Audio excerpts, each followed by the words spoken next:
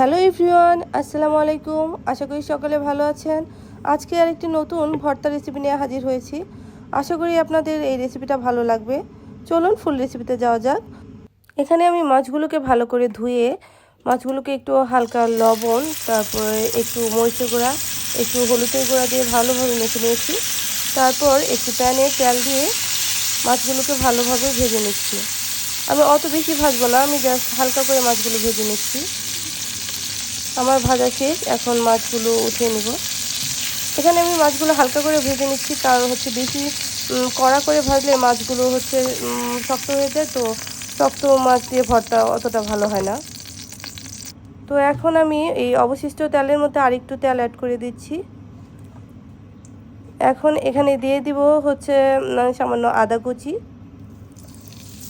মূলত এখানে আমি আদা কুচি ব্যবহার করছি, কারণ হচ্ছে আদা কুচি দিলে ভর্তার ফ্লেভারটা অনেক গুণ বেড়ে যায়। এখন এতে দিয়ে দিলাম 3টা শুকনো মরিচ। এখন এখানে দিয়ে দিলাম আগে থেকে কেটে রাখা একটা আস্ত বড় রসুন। তো এগুলো আমি একটু হালকা নাড়িয়ে চাড়িয়ে নিলাম। এখন আমি এখানে দিয়ে দিলাম 1 কাপ পেঁয়াজ কুচি। এখন এগুলো ভালোভাবে নাড়িয়ে চাড়িয়ে নেব কিছুক্ষণ। আর এইদিকে আমি মাছগুলোকে কাটা ছাড়িয়ে নিচ্ছি। সবগুলো কাটা বের করে নিলাম। আমার মাছগুলো এ পর্যায়ে বাছা শেষ।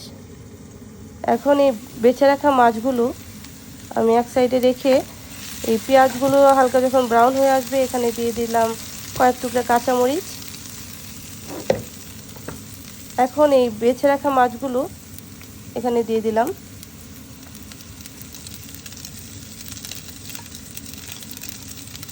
তো আমার দেওয়া শেষ। এখন এগুলো ভালোভাবে কিছুক্ষণ উল্টিয়ে পাল্টিয়ে নাড়াচাড়া করে নেব।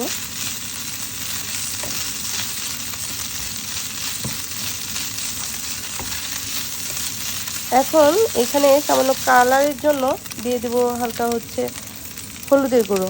এখানে আমি আর কোনো মশলা ব্যবহার করছি না। আর দিয়ে দিলাম সামান্য লবণ। দিয়ে এগুলো ভালোভাবে নাড়িয়ে চাড়িয়ে নেব কিছুক্ষণ। তো দেখতেই পাচ্ছেন আমি কীভাবে ভেজে নিচ্ছি। আমি 2-3 মিনিটের মতো মাছগুলো ভেজে নেব। তো এই পর্যায়ে আমার ভাজা কমপ্লিট। এখন এগুলো আমি নামিয়ে নিব। একটা প্লেটে আমি এগুলো নামিয়ে নিলাম। এখন আমি হাত দিয়ে এগুলো মাখিয়ে নেব কিছুক্ষণ।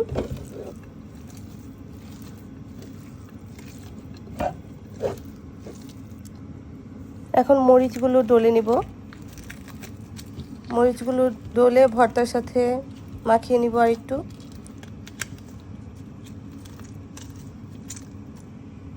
এখন এই পর্যায়ে দিয়ে দিলাম 1 চা চামচ ঘি। এখন ঘি দিয়ে আমি ভর্তাটা ভালোভাবে মাখিয়ে নিব। তো এই পর্যায়ে আমার ভর্তা রেডি। আশা করি আমার এই রেসিপিটা আপনাদের অনেক ভালো লেগেছে। যদি ভালো লেগে থাকে তাহলে সবাই প্লিজ আমার এই পেজটিতে লাইক, ফলো অ্যান্ড কমেন্ট করে দিবেন। আল্লাহ হাফেজ।